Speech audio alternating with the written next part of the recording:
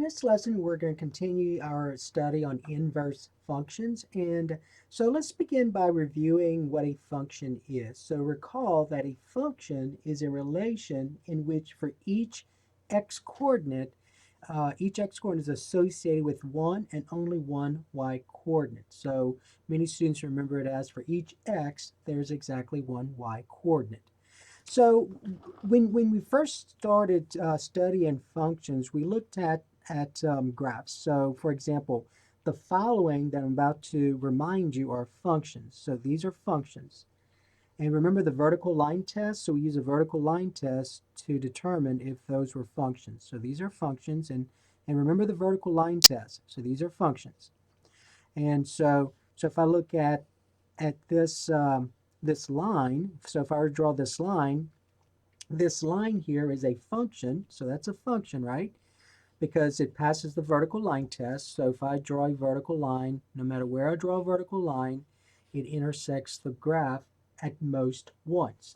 And what that means is this. If you recall our discussion, for this x-coordinate right here, there's only one y-coordinate. For that x-coordinate here, there's only one y-coordinate associated with it. All right, so that's an example of a function. We also saw that this graph here is also a function. So this, and remember, this is a quadratic function.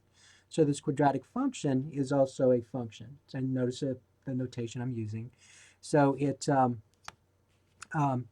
passes the vertical line test, right? So no matter where I draw the vertical line, it intersects it at most once. And we saw this as well, that this is also a function where we had something that may look like this, so a polynomial. So those are all examples of functions. We also not only did we look at graphs, but we looked at a finite set of ordered pairs. So for example, when we looked at, let's say, 2, 3, -4, 5, 6, 1, and let's say 2, 7. Oops, sorry. Let's say 4, 7. 4, 7. So this is a function because for each x-coordinate, there's associated just one y-coordinate. So this set of ordered pairs is a function. And remember what most students did at this point was they used a mapping to see if for each x there's associated one y. So when x is 2, my y-coordinate is 3. When x is -4, my y-coordinate is 5. When x is 6, my y-coordinate is 1. And when x is 4, my y-coordinate is 7. So for each x, there's just one y-coordinate.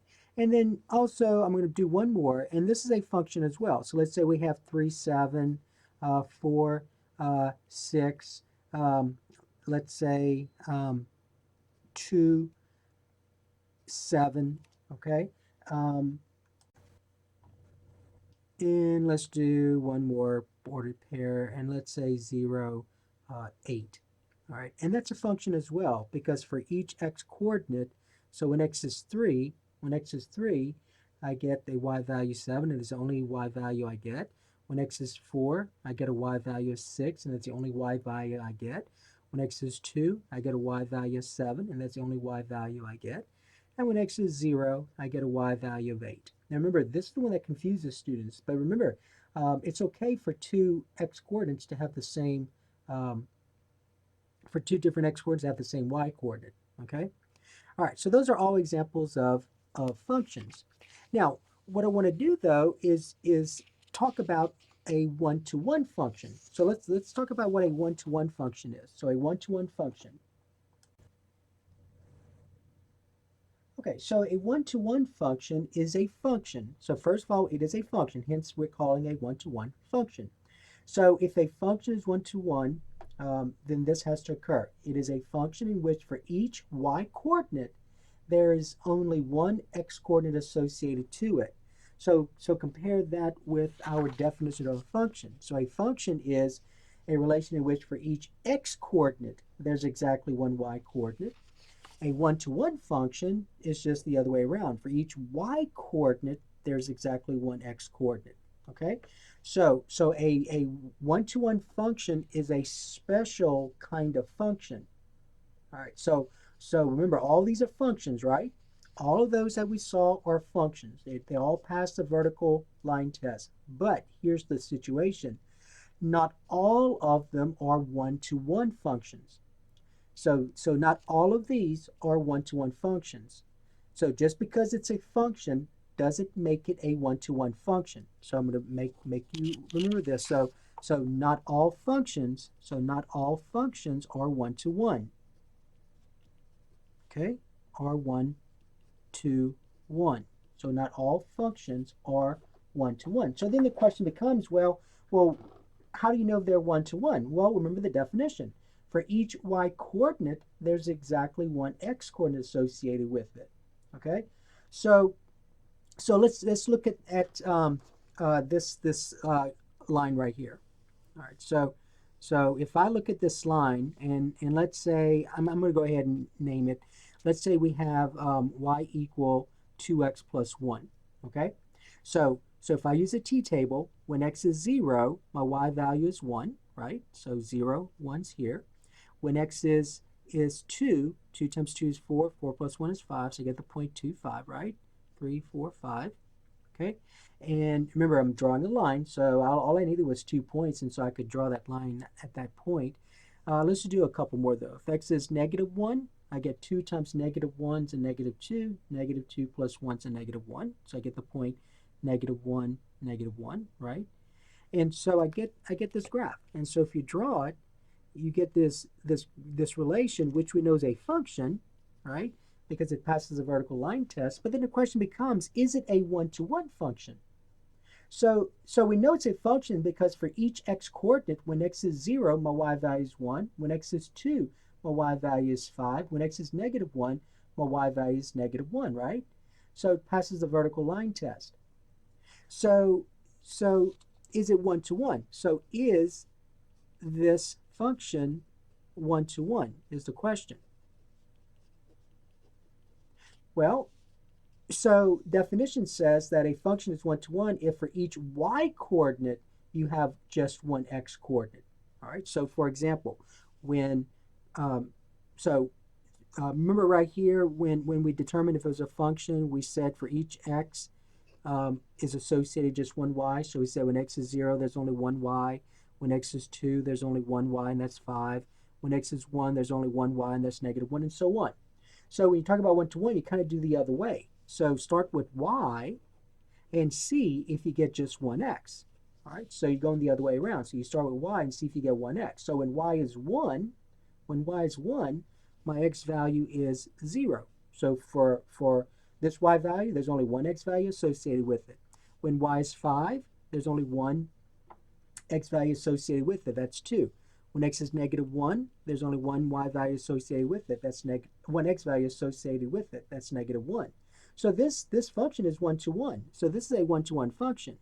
So this is a one-to-one function. Now, I want to mention this.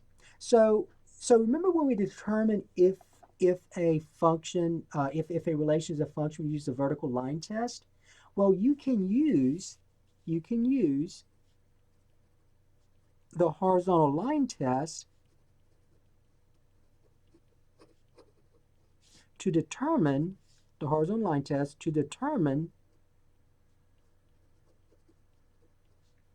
if a function is one-to-one. All right, so we can use the horizontal line test to determine if a function is one-to-one. All right, so the same situation occurs for each of those x coordinates. For each of those x coordinates, there's only one y coordinate. For each of those x coordinates, there's only one y coordinate. So hence it passes the vertical line test. Okay, now remember a while ago, we saw that all these are functions, right? All those are functions, but the question is, are any of them not one-to-one? Which are one-to-one, which are not one-to-one? Okay, so let's look at this example. So here's the question.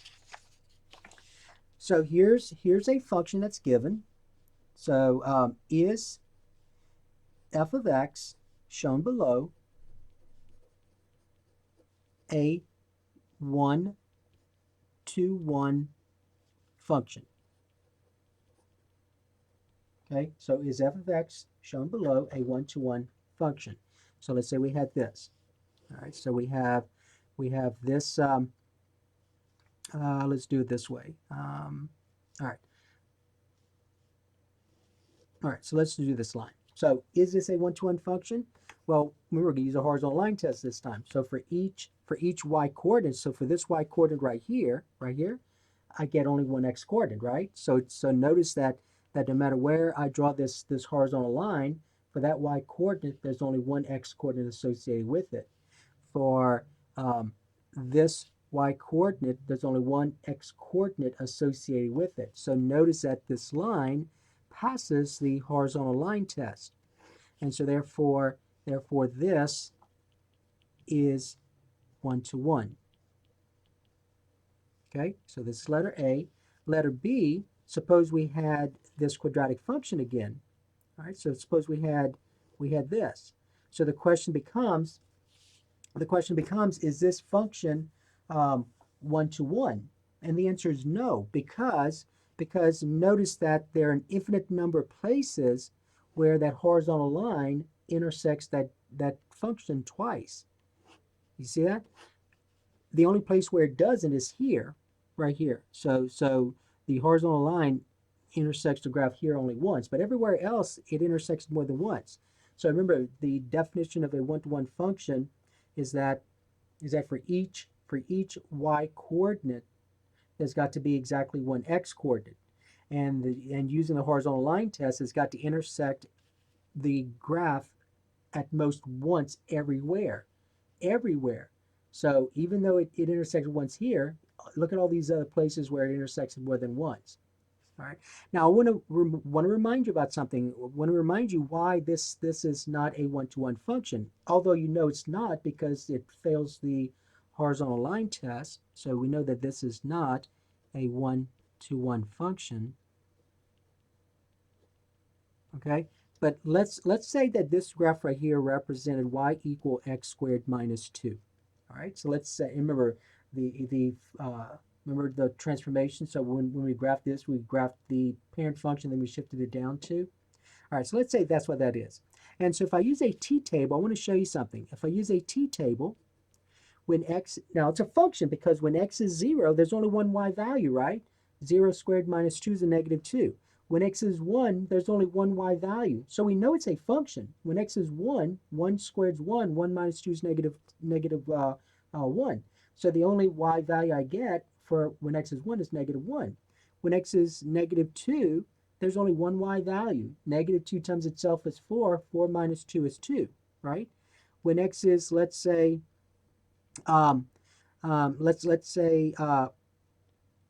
negative 1. When x is negative 1, there's only one y value. Negative 1 squared is 1. 1 minus 2 is negative 1. Okay? But right away, I see an issue. Notice that when y is negative 1, how many y values did we end up, how many x values did we end up with? So when y is negative 1,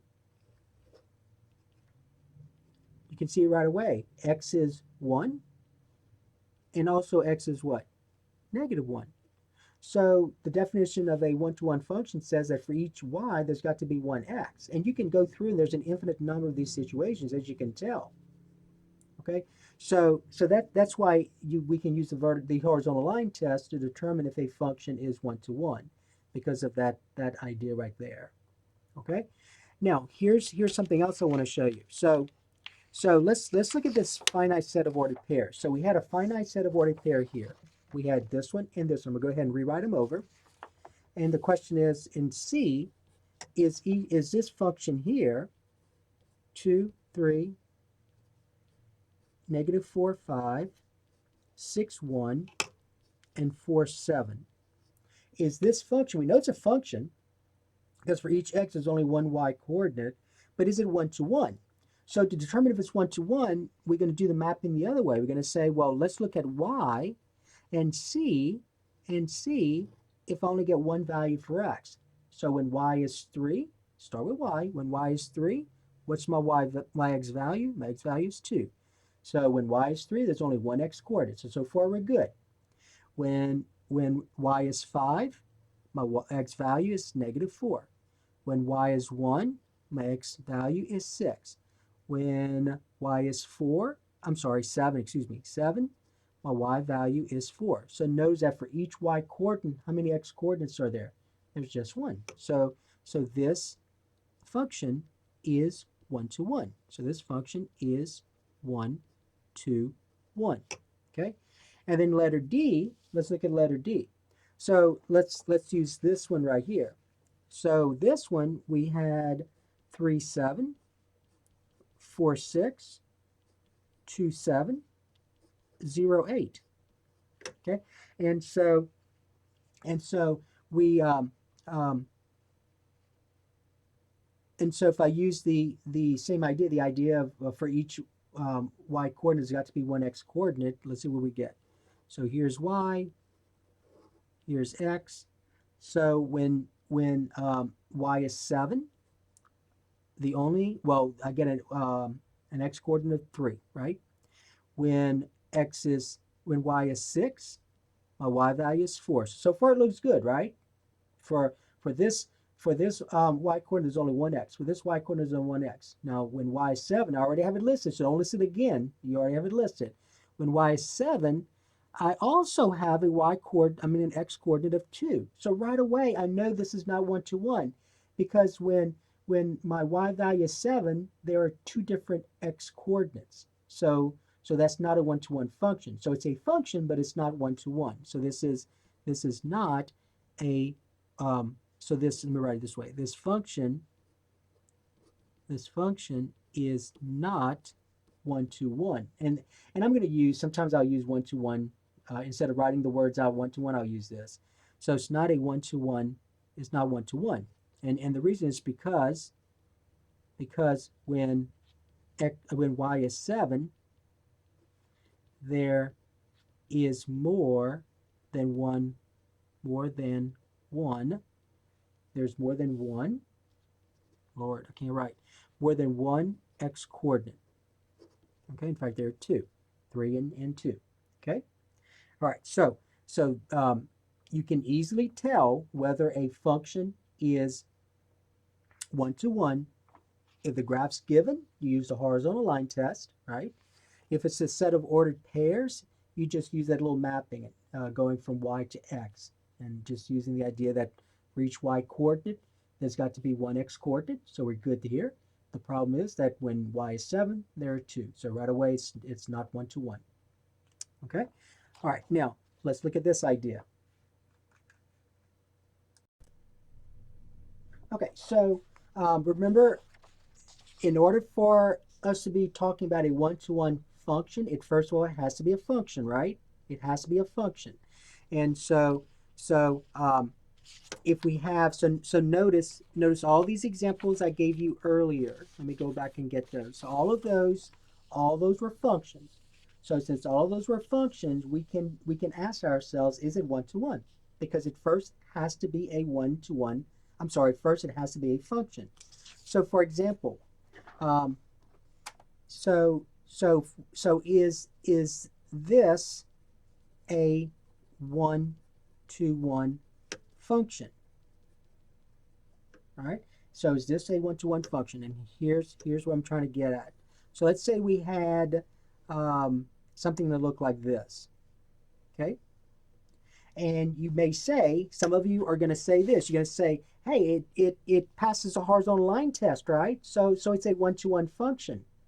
You got to be careful. You have to be careful. Sometimes this will be given where you use a horizontal line test, and you say, hey, this is a 1 to 1 function because it passes a horizontal line test.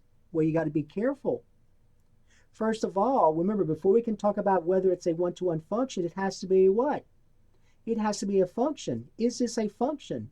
That's not a function. It fails the vertical line test, right? For this x coordinate, there's two y coordinates, whatever those y coordinates are. So is this a one-to-one function? No, because it's not even a function. It's not even a function. So if it's not a function, then it definitely cannot be a one-to-one function, right? So since it's not even a function, it is not a one-to-one function.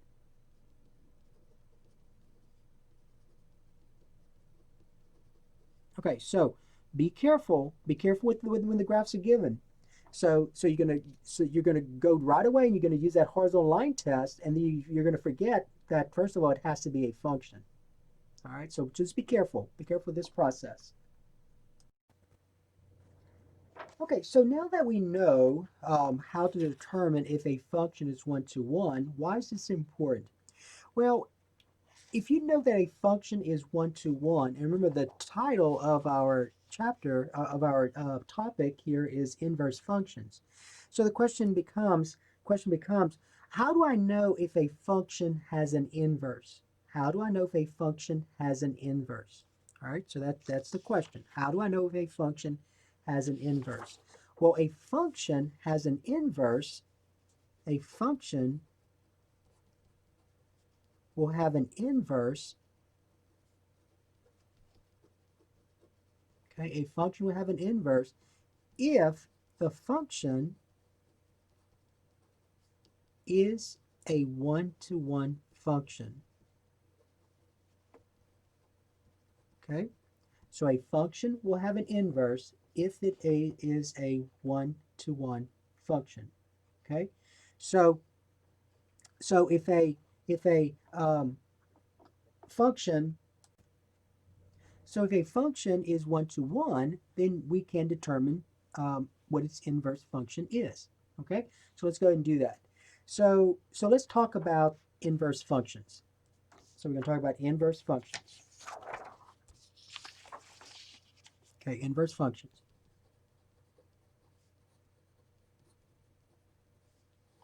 All right. So so let's look at this example. F of x equal 3x minus 5. F of x equal 3x minus 5. And we're going to start with the linear function. Now, we know that this linear function is a one-to-one function. This is a one-to-one function. This is a one-to-one function. All right, you know that's true because remember you can graph this. The y-intercept is -5, right, and the slope is 3. So if I graph this, so here's the y-intercept. I'm going to go up 3 and then to the right 1, and so there's the graph, right? So it has positive slope, and so passes the horizontal line test. So I know this function is one-to-one. Now, the question is, since it's one-to-one, and we now know that its inverse will also be a function, they will have an inverse function, then how do we find it? Okay, so for inverse functions, think of it this way. So inverse functions undo each other. So inverse functions undo each other. So if you look at this function here, this function takes x, multiplies it by 3, and subtracts 5. Okay? So this function, so f of x, takes x, multiplies it by 3, and subtracts 5. The inverse, so let's say the inverse of f of x is g of x. So the inverse, g of x, will undo this. So if f of x takes x, multiplies it by 3, and subtract 5, the inverse will do the opposite. So the inverse will add 5 and then divide by 3. So in other words, the inverse is going to say, I'm going to take x, I'm going to add 5 to it, and then I'm going to divide by 3. So that's what the inverse does. So the inverse undoes what the function does. Okay? So another example is this. Let's do a linear one. If f of x is 2x plus 7, let's say, then the inverse, g of x, will be, so if if f of x takes x, multiplies it by 2, and adds 7, then the inverse is going to subtract 7 and then divide by 2. Does the opposite of what you see. Subtract 7, divide by 2. So the inverse will take x, subtract 7, and divide by 2. Just like that. So that's the inverse. Okay? Now, let me mention something about notation. So notice that in this case I said f of x is 2x plus 7, and I call the inverse g of x. There's a notation we can use for denoting the inverse of f of x. So the notation is this. So f, and be careful, it looks like this. All right, now do not think of this as an exponent. This does not mean f to the negative 1 power. Okay, so whenever you see a negative 1 in relation as a power in relation to a function, that indicates inverse. So this means f inverse. Don't confuse that with 1 over f of x. That's not what that means. Okay, so remember when you dealt with negative exponents, when you dealt with, let's say, x negative 1, and you said that was 1 over x, that's a true statement. That is true. Okay, but in terms of function, this does not mean f to negative 1. This means f inverse. So don't confuse that with what you know when dealing with exponents on variables. Okay? All right. So that's a notation. So if g of x, let's say g of x is 5x minus 2, then the inverse, we're going to call it g inverse of x, that notation. See, if g of x is this, then g inverse will be, you take x, add 2, and divide by 3. So x plus 2 divided by 5, excuse me. All right? So just know the notation. So that notation. Okay. Now, there is an algebraic approach. There is an algebraic approach for finding an inverse. So you don't have to guess like we're doing here. So here are the steps. Here are the steps for finding the inverse of a function. Okay, so the steps to finding the inverse, steps to algebraically determine the inverse of a function. All right, so these are the steps. Okay, so let's look at the steps to algebraically determine the inverse of a function. So step 1, you're going to replace f of x with y. All right, so remember f of x means the same thing as y, right? Okay. Now remember when we talked about the definition of a one-to-one function. So when we talk about the definition of one-to-one function, so when we ask ourselves, is this function one-to-one, we put y first and we determine what value of x is associated with it, right? So if you recall, remember when we did a function, we had x listed first and then y? And now when we talk about one-to-one, we use the idea of y first and then x. So if you think about it, we're interchanging the variables. So when we talked about function, we went from x to y. When we talk about one-to-one, we went from y to x, right? So basically, you're interchanging the variables. So x becomes y, and then y becomes x. So when we talk about step 2 then, here's what we're going to do. So step 2 says interchange the variables. So you're going to replace x with y, and you're going to replace y with x. Okay, so step 2. Now once you interchange them, the next step is to solve for y. Solve for y that's now in your function. And then once you solve for y, that is your inverse function. So you're going to replace it with f inverse. All right, and so those are your 4 steps. So let's look at a simple example, and we're going to do one with a linear function first. So let's do one with a linear function. So number 1, so the directions will say algebraically determine the inverse of each function. So algebraically determine the inverse of each function. All right, so number 1. Let's start with a linear function. So f of x equal 2x minus 9. Okay? All right, so step one, we're going to replace f of x with y. So step one, y equals 2x minus 9. Okay? Step two, interchange the variable. So y becomes x becomes y. So x equal 2y minus 9. And then finally, step three is to solve for y. Now remember when we guessed at this, when we guessed at it, we said that the inverse undoes this.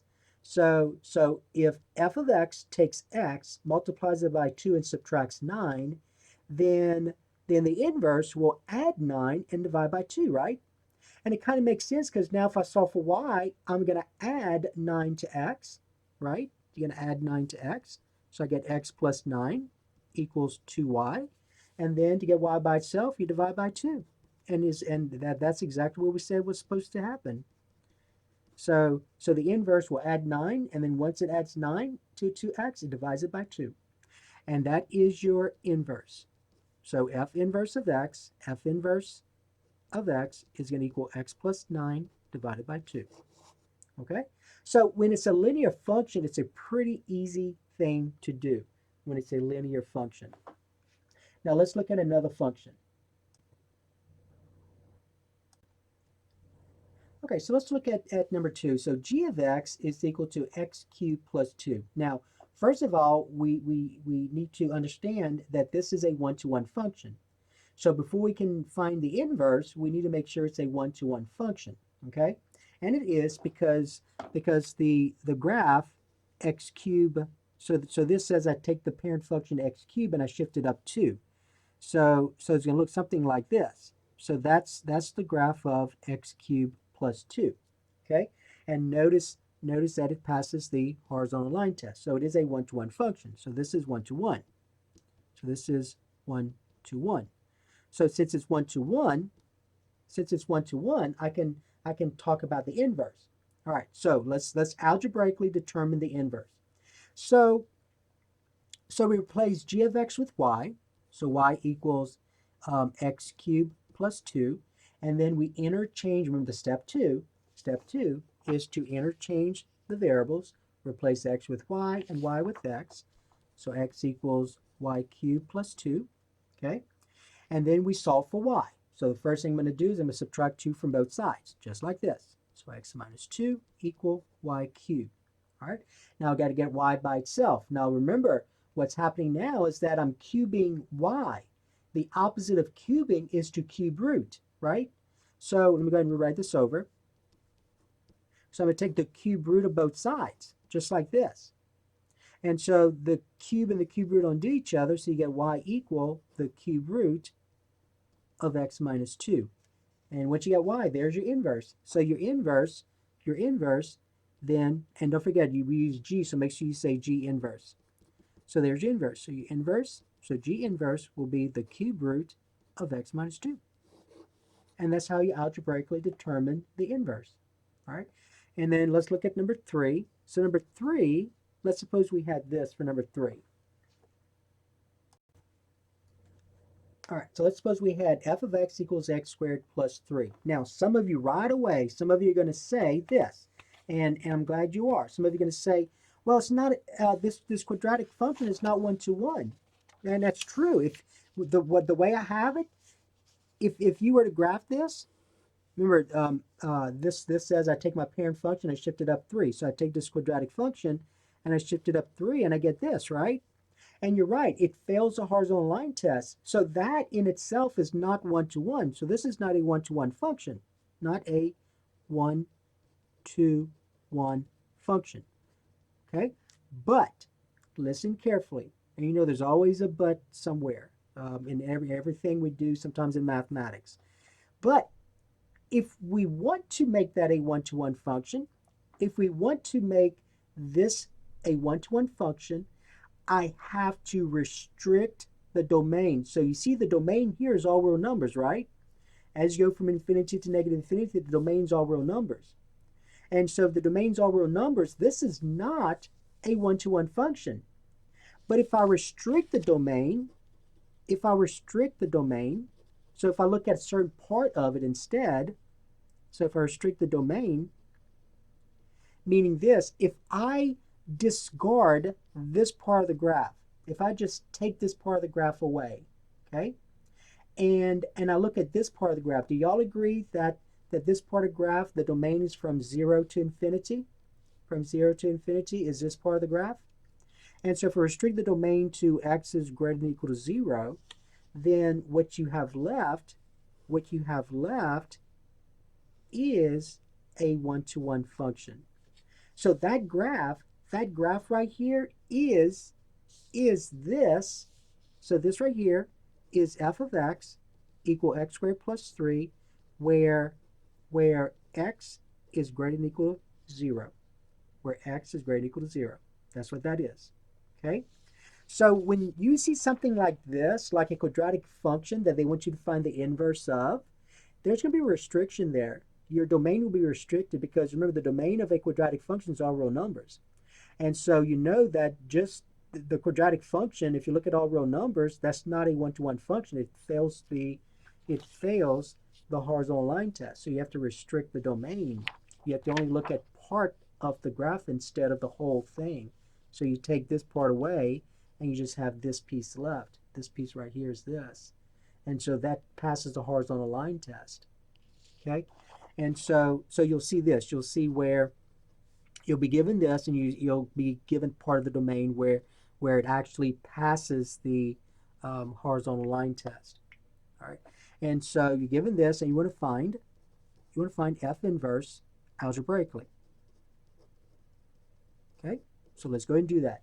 So if I find f inverse algebraically, then I'm going to follow those steps. Step 1, replace f of x with y. So I get y equal x squared plus 3. Okay? And remember, we still have x is greater than or equal to 0 as part of our domain. All right? So y equal x squared plus 3. Okay? All right, now, the next step. Okay, so now, so we replaced f of x with y, so now we're going to interchange the coordinates. So we get x equal y squared plus 3, and then we're going to solve for y. Now, just to be aware, and this could be important in another part of our lesson, but not in this one, but another one. When I replace the variables, when I interchange the x and y, I have to do the same here. So y is now greater than or equal to 0. Now remember, I want you to remember something, and this is important. So remember, the x coordinates represent the domain, right? So that means that when I restrict the domain, I had to look at only the values of x that were greater than or equal to 0. When I interchange the variables, this right here now becomes the range. So that's the range here.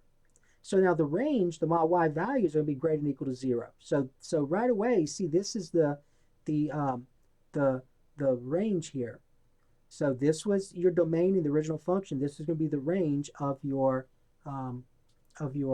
inverse. All right. So don't worry about this just yet. I just need for you to be able to do things algebraically in this part of the lesson. So you interchange the variables, and then now we're going to subtract 3 from both sides. So I get x minus 3 equal y squared. And then you're going to take the square root of both sides. Now be careful. Remember, when you took the square root of both sides when you solve quadratic equations by using the square root property, you remember that plus or minus? You don't do that here because you restricted, remember your y coordinates are positive.